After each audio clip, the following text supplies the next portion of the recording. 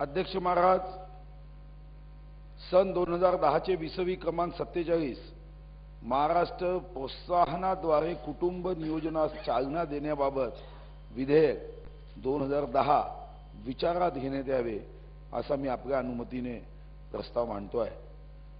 अध्यक्ष महाराज, एका महत्त्वाच्या विषयावर मी हे विधेयक अध्यक्ष महाराज या सभागृहासमोर सकारात्मक चर्चेसाठी मी अध्यक्ष महाराज चर्चेसाठी ठेवलेलं आहे।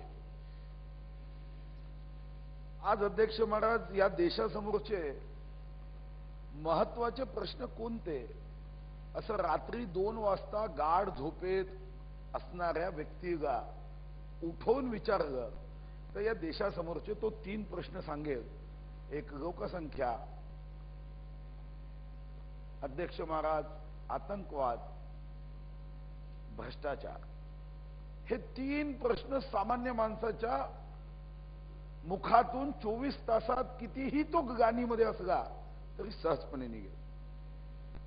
आणि अध्यक्ष महाराज, दुर्दैवाने महाराष्ट्र जसं प्रत्येक क्षेत्रामध्ये प्रगतिशील आहे आपण असं म्हणतो, तसाच काही क्षेत्रामध्ये अध्यक्ष महाराज इतर राज्याच्या तुलनेमध्ये अध्यक्ष महाराज आपण कुठं माघारतोय अशी परिस्थिती आहे।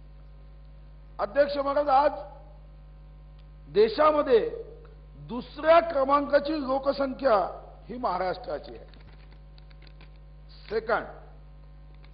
आणि अध्यक्ष महाराज,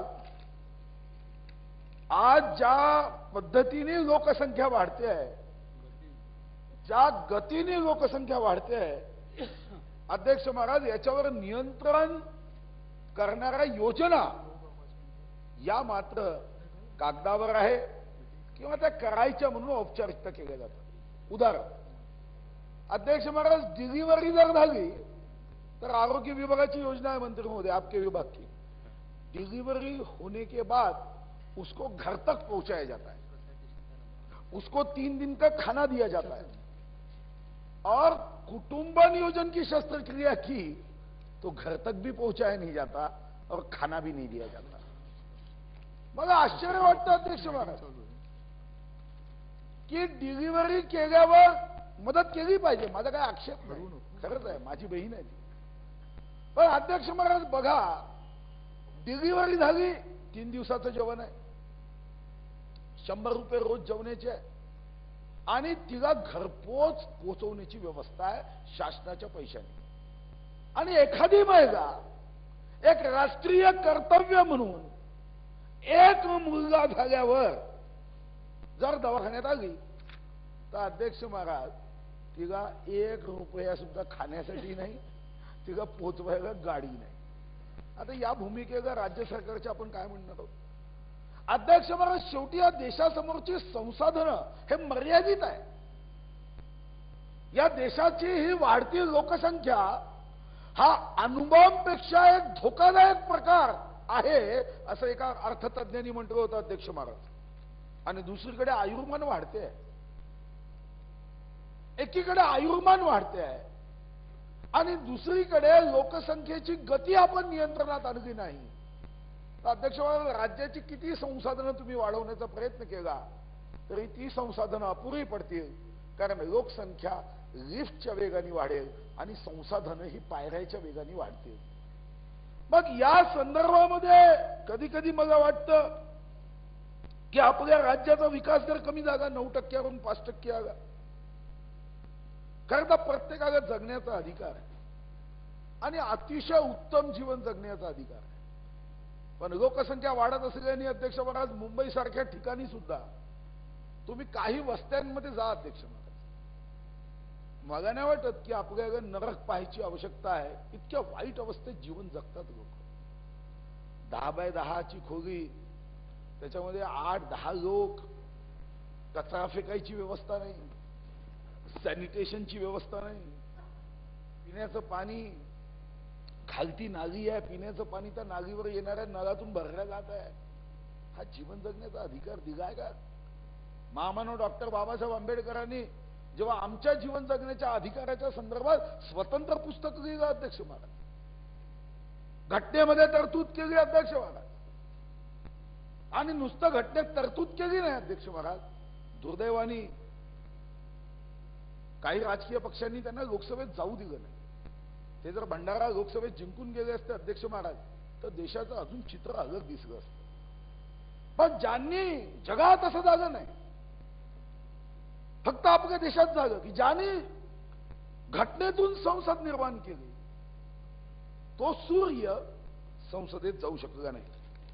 आणि अध्यक्ष महाराज, तुम्ही जर घटनेची डिबेट वाचाल तर कुटुंब कल्याण योजना म्हणजे लोकसंख्या नियंत्रणाच्या दृष्टिकोनातून सुद्धा त्यांची मतं ही त्या डिबेटमध्ये अतिशय सुस्पष्ट होती अध्यक्ष महाराज, की लोकसंख्या नियंत्रणात आणल्याशिवाय या देशासमोर पर्याय नाही आहे. पण अध्यक्ष महाराज, आज अडचण अशी आहे की सरकारनी या विषयामध्ये चांगलं काम करणाऱ्याच्या पाठीशी उभं राहायला पाहिजे. आणि जे अध्यक्ष महाराज हे राष्ट्रीय कर्तव्य समजतच नाही, त्यांना कुठंतरी अध्यक्ष महाराज पश्चात्ताप होईल अशा तरतुदी केल्या पाहिजे. मग आम्ही काय तरतुदी सुचवल्या अध्यक्ष महाराज? आम्ही या नियमाने काही प्रमुख तरतुदी सुचवल्या आहे. आणि त्यामध्ये अध्यक्ष महाराज की एका मुलावर समजा उद्या कुणी ऑपरेशन करेल किंवा 2 मुलीवर ऑपरेशन केलं अध्यक्ष महाराज, आज त्याला तुम्ही काय आर्थिक थोडीफार मदत करता आणि विषय संपवता. आज आवश्यकता फक्त थोड्या आर्थिक मदतीची नाही आहे अध्यक्ष महाराज. मग त्यामध्ये आम्ही म्हटलंय की उद्या तुम्ही केंद्र सरकारला सांगू शकता किंवा राज्यात निर्णय करू शकता की जो एका मुलीवर ऑपरेशन करेल तो जर निवडणुकीत उभा राहिला 500 मताचं बोनस करता येईल अध्यक्ष महाराज. त्याला 1 रुपया डिपॉझिट भरावा लागणार नाही, करता येईल अध्यक्ष महाराज. अध्यक्ष महाराज, तो सरकारी नोकरीत त्याला वयामध्ये 5 वर्षाची शिथिलता देता येईल अध्यक्ष महाराज. तो 100 मार्काचा पेपर असेल तर त्याला 10 मार्क देता येईल अध्यक्ष महाराज. प्रमोशन मध्ये तुम्ही 12 वर्षानंतरचं अध्यक्ष महाराज एक स्तरीय प्रमोशन देता, पण एका मुलीवर जर त्यांनी ऑपरेशन केलं तर त्याला 5 वर्षांनी 8 वर्षांनी प्रमोशन देता येईल. अशा 50 कार्यक्रम करता येईल. हाच कार्यक्रम केला पाहिजे असा माझा आग्रह नाही. आपण विचार करू, समिती नेमू, एक विधानसभा सदस्यांची समिती नेमा, जगाचा अभ्यास करू. उद्या वेळ पडली 4 लाख खर्च करा, चीनमध्ये आपली समिती पाठवा, चीनच्या कायद्याचा अभ्यास करा. 4-4.5 लाख रुपये खर्च केल्याने काही हे राज्य भिकारी होणार नाही अध्यक्ष महाराज. जेवढा वेळ मी बोलतोय 70,000 रुपये मिनिट आहे, 30 मिनिटाचे 7-21 लाख रुपये खर्च होणार आहे. पण अध्यक्ष महाराज, तुम्ही याचा अभ्यास करणारी जर समिती आमदारांची नेमली, जगात काय लोकसंख्येचा प्रश्न आहे, युनोचं काय मत आहे, इतर देशात या संदर्भात काही कायदे आहे का, राज्यामध्ये आपल्याला या संदर्भात काही कायदे करता येईल का, अध्यक्ष महाराज याचा विचार करणारी जर या विधिमंडळात आपण समिती नेमली तर या माध्यमातून महाराष्ट्राची लोकसंख्या जी 2011 मध्ये 11,23,72,972 आहे, आता ती साधारणतः 13 कोटी पर्यंत अध्यक्ष महाराज गेलेली आहे. तर या लोकसंख्येवर आपल्याला नियंत्रण आणण्याच्या दृष्टिकोनातून एक अतिशय उत्तम कायदा करता येईल. आणि मग या कायद्यामध्ये कधी कर्जावरचं 2% व्याज कमी करता येईल अध्यक्ष महाराज, कधी यामध्ये आपल्याला बिनव्याजी कर्ज देता येईल. अशा लोकांचा जो भार कमी पडतो त्यांना पेन्शनमध्ये काहीतरी जास्तीची रक्कम देता येईल. पण आपल्याला मग 1 मुलगी 2 मुली असं प्रत्येकाचा स्लॅब करावा लागेल इन्कम टॅक्स सारखा. पण एक कायदा केला पाहिजे की 1 मुलगी असेल तर हे बेनिफिट, 2 मुलगी असेल तर हे बेनिफिट, 2 मुलावर किंवा 1 मुलावर नियंत्रण केलं तर हे बेनिफिट. आणि मला विश्वास आहे एकीकडे तुम्ही जादूटोणा विरोधी तरतुदीचा अभ्यास करत आपण त्या कायद्यासाठी संघर्ष केला, दुसरीकडे आज देशाचे थोर नेते व्यक्ती स्वातंत्र्य या नावाखाली आपण अध्यक्ष महाराज होमोसेक्सला परवानगी दिली पाहिजे असं म्हणणारे थोर नेते या देशात झाले आहे, ज्यांनी सुप्रीम कोर्टाच्या निर्णयानंतर खंत व्यक्त केली, दुःख व्यक्त केली, वेदना व्यक्त केला. अध्यक्ष महाराज की सुप्रीम कोर्टाने किती निर्णय चुकवलाय की अनैसर्गिक कृत्याला मान्यता सुप्रीम कोर्ट कशी देत नाही. आमचा अधिकार आहे प्राण्याशी संबंध ठेवण्याचा, हा आमचा व्यक्ती स्वातंत्र्याचा अधिकार आहे. आणि काही थोर नेत्यांनी या अधिकाराला मान्यता देण्याची गोष्ट केली की तुम्ही प्राण्याशी ठेवा, अनैसर्गिक संबंध ठेवा. अध्यक्ष महाराज हे का होत आहे, पण याला मान्यता का देत आहे नेते? मुलींची संख्या वेगाने कमी होत आहे. पण ही संख्या कमी होत असल्याने हे थोर नेते, कारण हे आपल्यापेक्षा जास्त विद्वान असतात, विचारवंत असतात, यांनी सांगितलं की नाही, सुप्रीम कोर्टाच्या निर्णयाविरुद्ध हा जो समलैंगिकतेचा कायदा आहे हा कायदा रद्द केला पाहिजे. 377 मध्ये प्राण्याशी संबंध ठेवणं किंवा समलिंगी संबंध ठेवणं हे कायद्याने गुन्हा होता कामा नये. सुप्रीम कोर्ट चुकते आहे. आता सुप्रीम कोर्टाचे जज कदाचित फार वयस्कर असतील, त्यांना याचं महत्व समजलं नसते, पण नेत्यांना समजलं की याचं महत्व काय. मग हे होऊ नये यासाठी अध्यक्ष महाराज काय केलं पाहिजे? यासाठी मुलींची संख्या वाढवायची असेल तर अध्यक्ष महाराज ज्यांना मुली असतात त्यांना एक 5,000 दिले, 2,000 दिले, बास खुश, असं काम करू नका. कारण जेव्हा तो एका मुलीवर अध्यक्ष महाराज ऑपरेशन करतो, 2 मुलीवर ऑपरेशन करतो, तेव्हा अध्यक्ष महाराज त्याला काहीतरी विशेष अधिकार जेव्हा तुम्ही द्या. 10,000 दिले आणि 20,000 दिले हे वाचू नका मॅडम तुम्ही. आणि हा कोणत्याही धर्मावर घाला नाहीये. कृपया धर्मावरचा घाला म्हणणारी जी भावना आहे ती तर काढलीच पाहिजे. पहिले राष्ट्र, मग धर्म आहे अध्यक्ष महाराज, मग आपण. राष्ट्रापेक्षा धर्म मोठा होऊ शकत नाही अध्यक्ष महाराज. पहिले राष्ट्र आहे. जी भारत माता म्हणतो तिला माता म्हणतो आपण, मावशी काकू म्हणत नाही. आपली आई महत्वाची आहे. ती आई संकटात आहे, अडचणीत आहे. हा वाढता लोकसंख्येचा भार सहन करू शकत नाही. आणि तरी आम्ही विधिमंडळात या संदर्भात कडक कायदे करण्यामध्ये अडचणीत येतो. म्हणून माझ्या 3 स्पेसिफिक मागण्या आहे मंत्री महोदय. एक, जसं तुम्ही डिलिव्हरीच्या केसमध्ये 3 दिवस जेवणाची व्यवस्था करता, तशी ऑपरेशन नसबंदीचं केल्यावर 3 दिवसाच्या जेवणाची व्यवस्था करणार आहात का?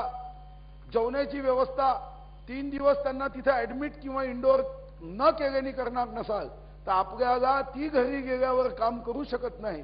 म्हणून 3 दिवसाचे जे डिलिव्हरीच्या महिलेला फायदे देता ते 3 दिवसाचे पैसे तुम्ही त्यांना देणार आहात का? त्यांना अध्यक्ष महाराज अँब्युलन्समध्ये बसूनच घरी पाठवणार आहात का? आमदारांची एक समिती नेमून या देशात, जगात या संदर्भामध्ये काय काय कायदे केले आहे, लोकसंख्या नियंत्रणात आणण्यासाठी चीननी काय केलं, याचा अभ्यास करून 6 महिन्याच्या आत या सभागृहाला याची माहिती देण्याच्या संदर्भात आपण समिती नियुक्त करणार आहात का? या संदर्भामध्ये शासनाचं काय धोरण आहे हे अध्यक्ष महाराज या विधेयकाच्या माध्यमातून आपण व्यक्त करावं. अन्यथा हे विधेयक, बापटसाहेब आपण 3 जण आहोत ना, मतदानाला टाकून हे विधेयक.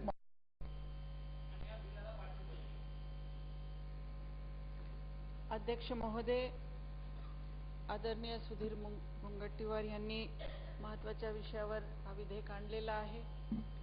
आदरणीय गिरीश बापटजींनी सांगितलं की हा विषय महत्वाचा आहे आणि दुर्लक्षित आहे. दुर्लक्षित आहे असा मी मान्य करत नाहीये, कारण अतिशय महत्वाचा विषय असून याच्यामध्ये संपूर्ण देशाने लक्ष घातलेलं आहे. राष्ट्रीय कार्यक्रम हा आहे आणि या नियंत्रणासाठी राष्ट्रीय कुटुंब कल्याण कार्यक्रम केंद्र शासनाचा आहे. त्या कार्यक्रम अंतर्गत आपण राज्यामध्ये सुद्धा हे काम करतोय. 9 मे 2000च्या शासन निर्णयानुसार आपण छोटे कुटुंब हा संकल्पना ही स्वीकारली आणि त्याप्रमाणे छोटे कुटुंब म्हणजे काय याची व्याख्या आहे 2 मुलं आणि आई वडील आणि 2 मुलं. हे छोटे कुटुंब ज्याचे असेल त्यांना अनेक आपले जे शासकीय निर्णय आहेत ह्याच्यामध्ये याच्यासाठी आपण लक्ष दिलेलं आहे. छोटे कुटुंब संकल्पना स्वीकारणाऱ्या जोडप्यांना प्रोत्साहन देण्यासाठी आपण काय काय उपाययोजना करत आहोत. आपण वैयक्तिक लाभाच्या योजनासाठी पात्र ठरवण्यासाठी हा लक्षात ठेवतो. सबसिडीचे जे काही योजनाचे सबसिडी आहेत त्याच्यामध्ये आपण हे जे आहे लक्षात घेतो. सेवा शर्ती देखील जे आहे त्याच्यामध्ये हे आवश्यक आहे. वैद्यकीय खर्चाच्या प्रतिपूर्तीसाठी, सार्वत्रिक निवडणुकीसाठी हे खूप महत्त्वाचा विषय आहे. जन्म व मृत्यू नोंदणीकरण कायदा इत्यादी कायद्यांच्या काटेकोरपणे अंमलबजावणी करण्याचा प्रयत्न करण्यात येते. राज्य शासनाचे जे कर्मचारी आहे त्यांच्या घरबांधणी अग्रिम, वाहन अग्रिम जे काय त्यांना हे आहे त्याच्यामध्ये हे गृहीत धरण्यात येते. तसंच कर्मचाऱ्यांना देण्यात येणाऱ्या स्वग्राम व रजा प्रवास याच्यासाठी सुद्धा हे गृहीत धरण्यात येते. नवबुद्ध व आदिवासी शेतकऱ्यांना सहकारी साखर कारखान्यामध्ये जर त्यांना सभासद व्हायचं आहे त्याच्यासाठी हे आवश्यक आहे. आणि असे शासकीय जे जे आपण लाभ देतो, बेनिफिट्स देतो त्याच्यामध्ये छोटे कुटुंब हे आवश्यक आहे अशी शासनाच्या धोरण आहे आणि याच्या मध्ये आपण अंमलबजावणी करण्याचा प्रयत्न करते. याच्यासोबत आपण ज्यांनी कुटुंब कल्याणाची शस्त्रक्रिया केली किंवा तांबी बसवली किंवा त्यांनी दुसरे उपाय अवलंबले त्याच्यासाठी सुद्धा आपण मोबदला देतो. अध्यक्ष महोदय, पुरुष नसबंदी करायला आपण 1451 रुपये आपण देतो प्रत्येक लाभार्थीला आणि 200 हे प्रवर्तकास आपण मोबदला देतो. स्त्री नसबंदी जे आहे ते दारिद्र्य रेषा खालच्या महिला आणि अनुसूचित जाती आणि जमातीच्या महिला आहेत त्यांना आपण 600 रुपये मोबदला देतो आणि 150 रुपये प्रवर्तकाला देतो. स्त्री नसबंदी जर दारिद्र्य रेषा खालची महिला आहे त्याला आपण 250 रुपये देतो आणि 150 रुपये प्रवर्तकाला देतो. अध्यक्ष महोदय, आपण संस्थांचा उल्लेख केलेला आहे. संस्थांना आपण प्रोत्साहन देण्यासाठी साठी आपण त्यांना 1451 हे प्रवर्तकांना आपण मोबदला देतो आणि 351 रुपये हे पुरुष नसबंदी केल्यावर आपण त्या संस्थेला मोबदला देतो आणि स्त्री नसबंदी जर केली तर प्रवर्तकाला आपण 600 रुपये देतो. या पद्धतीने अध्यक्ष महोदय आपण मोबदला देण्याचा प्रयत्न करतो. याच्याशिवाय आपली सुधारित सावित्रीबाई कल्याण योजना जी आहे याच्यामध्ये एका जोडप्यास जर त्यांनी एका मुलीवर शस्त्रक्रिया करून घेतली तर आपण 2000 रुपये त्यांना देतो आणि 8000 रुपयाचं आपण राष्ट्रीय बचत प्रमाणपत्र आपण देतो आणि 2 मुलीवर जर शस्त्रक्रिया दिली तर 2000 रुपये देऊन आपण प्रत्येक मुलीच्या नावावर 4000चे आपण बचत राष्ट्रीय प्रमाणपत्र करतो. आता ही योजना आपण सुकन्या योजनामध्ये मर्ज केलेली आहे आणि सुकन्या योजनामध्ये मुलगी जन्माला आली तर त्याच्या नावावर आपण पैसे ठेवतो आणि ती 18 वर्षाची झाल्यानंतर जर त्याचं लग्न झालं नाही, जर ती 12वी पर्यंत शिकली आणि ती फक्त म्हणजे त्याच्यात कुटुंब कल्याणच्या सुद्धा हे आहे की 2 अपत्य आहे फक्त, तर त्यांना 1 लाख रुपये 18 वर्षाच्या नंतर हे त्याच्या नावावर राहणार आहे. अध्यक्ष महोदय, आज आपण फक्त लोकसंख्या नियंत्रणासाठी आपण जे काय उपाययोजना करतो त्याच्यासोबत, कारण जोपर्यंत समाजामध्ये जागरूकता निर्माण होणार नाहीये तोपर्यंत लिटरसी निर्माण होणार नाहीये, समाजामध्ये याची समज निर्माण होणार नाहीये तोपर्यंत हे विशेष सर्कल राहणारच आहे. कारण अज्ञानाच्या मुळे हे जास्त लोकसंख्येचं प्रमाण सुद्धा वाढत आहे आणि याच्यामुळे आपण स्कूल एज्युकेशन मध्ये लोकसंख्या शिक्षण कार्यक्रम हे सुद्धा आपण चालवतो प्रौढ शिक्षणाच्या अंतर्गत. याच्याशिवाय आपण जे आहे मुलींना आपण सर्व्हिसेस मध्ये आरक्षण दिलेलं आहे. आता ते सर्व्हिस मध्ये येऊ लागलेले आहे, ते सर्व्हिस मध्ये येऊ लागलेले आहे त्याच्यामुळे ते सक्षम होत आहेत म्हणून बाहेर काम करणाऱ्या मुलींना आता 10 मुलं घरामध्ये परवडत नाहीये. त्याच्यामध्ये सुद्धा हा प्रमाण कमी होण्याचा फायदा होतो. आपण 12वी पर्यंत मोफत शिक्षण देतो मुलींना. आपण मुलींना जे आहे या पद्धतीने आपण लवकर लग्नाला सुद्धा आपण एक चेक करतो. लवकर लग्न झाले नाही तर प्रमाण सुद्धा लोकसंख्येचा कमी होतो. आपण जे आहे अध्यक्ष महोदय इथे जननी शिशु सुरक्षा योजनेचा आपण उल्लेख केला की आपण डिलिव्हरीसाठी त्यांना गाडी पाठवून घरामधून आपण बोलवतो, मदत करतो, त्यांना फ्री त्यांची डिलिव्हरी होते, रुग्णालयामध्ये त्याच्या जेवण आणि त्यांना परत सोडण्याच्या, ही योजना जी आहे याचा हेतू असा आहे की बालमृत्यू ज्या मोठ्या प्रमाणात होते त्या बालमृत्यू आणि माता मृत्यूला आळा घालण्यासाठी इन्स्टिट्यूशनमध्ये डिलिव्हरी होणं हे आवश्यक आहे, कुपोषणाला आळा घालण्यासाठी हे आवश्यक आहे. म्हणून हे खूप महत्त्वाचा कार्यक्रम आहे आणि याच्यासाठी केंद्र शासनाची ही योजना आहे आणि या योजनेच्यामुळे आपण सभापती महोदय, अध्यक्ष महोदय, आपण हा कार्यक्रम करतो. हे अतिशय यशस्वी कार्यक्रम हे होत आहे. कुटुंब नियोजनाच्या बाबतीत मी जे काय उपाययोजना आपण करतो त्याचा रिझल्ट काय आहे, शेवटी आपण काय साध्य करतो तो महत्त्वाचा आहे. आणि मला असं वाटतं की आपण राज्यासाठी जे काय आपण टार्गेट ठरवतो जन्मदराप्रमाणे आणि लक्ष्य जोडपीची संख्या जी आहे प्रत्येक जिल्ह्यामध्ये आपण याप्रमाणे लक्ष्य ठरवतो आणि त्या टार्गेटमध्ये आज आपण 90% पेक्षा जास्त आपला टार्गेट आपण पूर्ण करतो या राज्यामध्ये. मला 100% हा टार्गेट झाला पाहिजे हे मला मान्य आहे, पण 90% टार्गेट आपण अचीव्ह करतो हे सुद्धा आज एक मला वाटतं महत्त्वाचं आपण यश प्राप्त करतोय. अध्यक्ष महोदय, आता आपला जन्माचा दर काय आहे?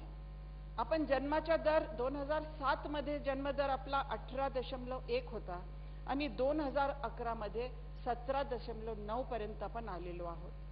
आपला फर्टिलिटी रेट जे आहे म्हणजे फर्टिलिटी रेट मध्ये आपण 2.11 होता 2007 मध्ये, आता आपण 1.7 हे अचीव्ह केलेलं आहे. हे आपण जे 12व्या वित्त आयोगामध्ये जे आपण 12th प्लॅन मध्ये जे आपण आपल्यासाठी उद्दिष्ट ठरवलं त्याच्यापेक्षा आपण जास्त अचीव्ह केलेलं आहे. अध्यक्ष महोदय, आज हे पण मान्य करावं लागेल की लाईफ एक्सपेक्टन्सी वाढलेली आहे, 72 वर्षापर्यंत गेलेली आहे आता लाईफ एक्सपेक्टन्सी.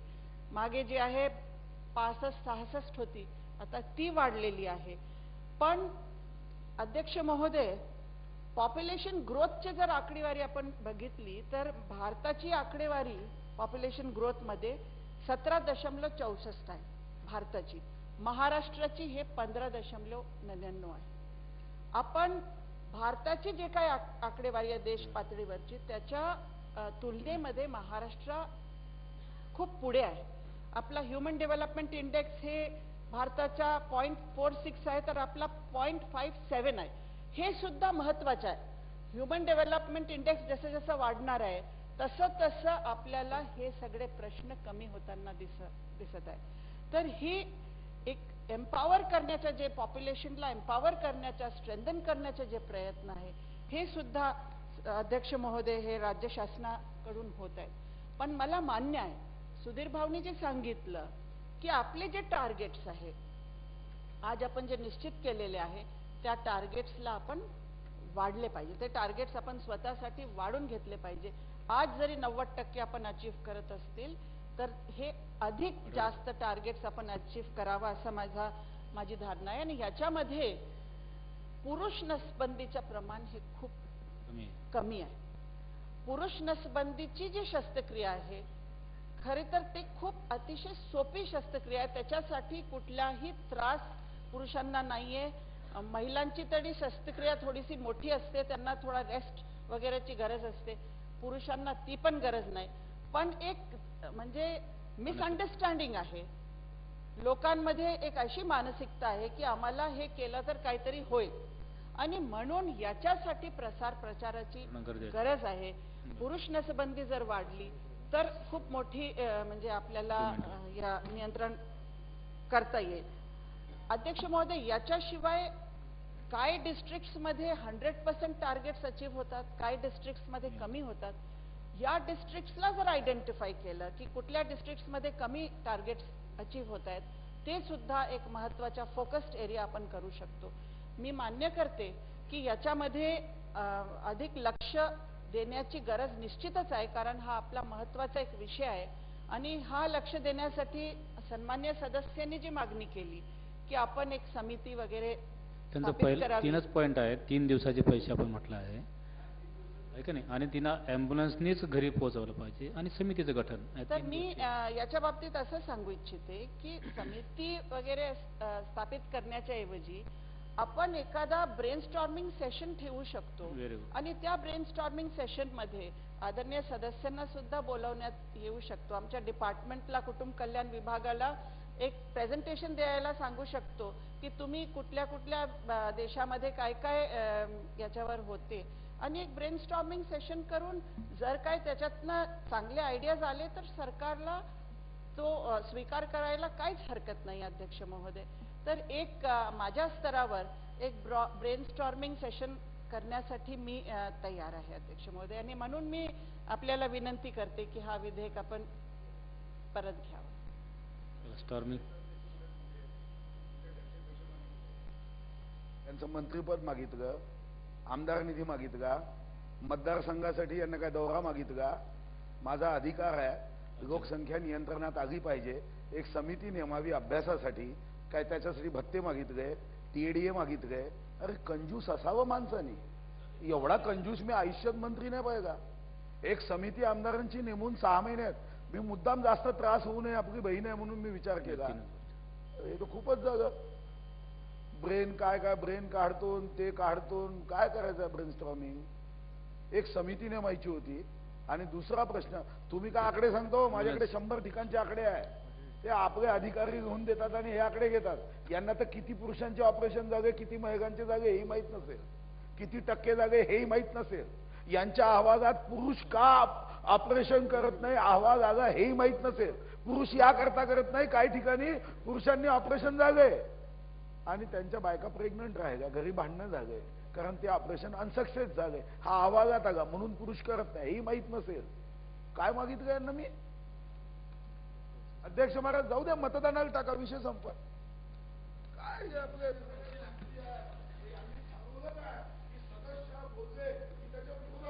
पाहिजे. यांनी सूर्य मानता आमचा चंद्र. काय समिती नेमायची आहे आणि त्या समिती नेमून 6 महिन्यात जरा अभ्यास करू द्या ना. तुम्ही एकटेच कशाला टेन्शन घेता? एक दौरा आफ्रिकेत झाला, पुढचा युरोपमध्ये करा. तुम्ही थोडा वेळ द्या ना. इकडे इतकं खात्यात लक्ष का देता? आम्ही द्यायला तयार आहो ना समिती बनवून. अध्यक्ष महोदय, 6 महिने अभ्यास करावा या पद्धतीचा हा विषय मला दिसत नाहीये. आपण जर दिवसभर बसून याच्यावर ब्रेनस्टॉर्मिंग केली तर आपल्याला खूप काही आयडियाज येऊ शकतो, आणि इतका मोठा विभाग आहे आपला, तो विभाग अभ्यास करून आपल्याला देऊ शकतो. अध्यक्ष महोदय, आपण पॉझिटिव्हच आहे, पॉझिटिव्ह नाही काय आहे. तुम्ही एका बाजूला जे आहे कशाला रागवता? म्हणजे राग येण्याचं कारण याच्यामध्ये नाहीये.